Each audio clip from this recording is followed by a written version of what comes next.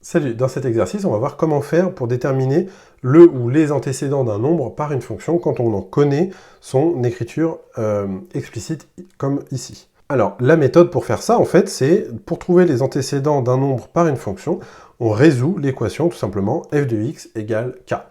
Donc c'est ce qu'on va faire. Ici, notre k, c'est 6, et f de x, c'est cette écriture-là.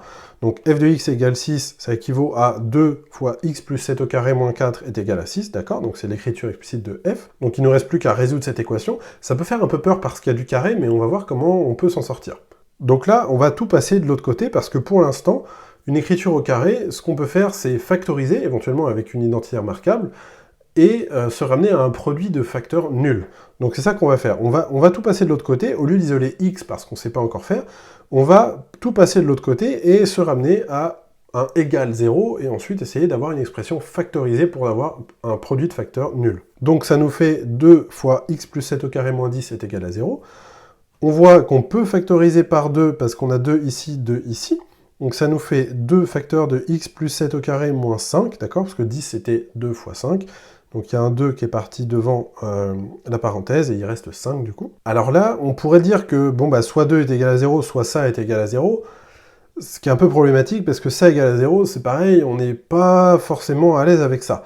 Là, il faut reconnaître l'identitaire marquable a moins b au carré, avec a qui vaut x plus 7 et b qui vaut racine de 5, d'accord? Parce qu'on a ça au carré plus moins 5. 5, c'est racine de 5 au carré. Ça, c'est quelque chose qu'il faut savoir faire. Quand on veut forcer un peu cette identitaire marquable, et qu'on n'a pas de carré soit ici, en fait, on prend la racine, et on dit que 5, par exemple, c'est racine de 5 au carré, et donc on a bien cette écriture-là, qu'on peut après factoriser, ce qui nous donne, après factorisation, du coup, ça nous fait 2 fois x plus 7 moins racine de 5 fois x plus 7 plus racine de 5 est égal à 0. D'accord? Donc ça, c'est a moins b, facteur de a plus b. Voilà, tout simplement. C'est la forme factorisée de cette identitaire marquable. Et bien là, on a un produit de facteurs qui est nul. Donc, petit rappel, un produit de facteurs nul est nul si et seulement si au moins un des facteurs est nul. Là, il y a 1, 2, 3 facteurs, donc il faut vérifier chacun des cas.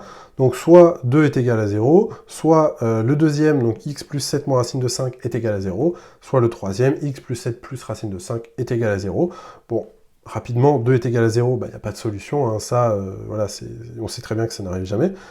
Ou, deuxième situation, donc c'était celui-ci, x est égal à racine de 5 moins 7, et dernière situation, x est égal à moins racine de 5 moins 7. Donc voilà, on a deux solutions, donc celle-ci et celle-ci, et on se rappelle que les solutions, c'était les solutions d'une équation, mais pas n'importe laquelle, c'était les solutions de cette équation qui, en fait, nous donnaient comme solution les antécédents de 6, ici, par la fonction f. Donc finalement, les antécédents de 6 par f sont racine de 5 moins 7, et moins racine de 5 moins 7.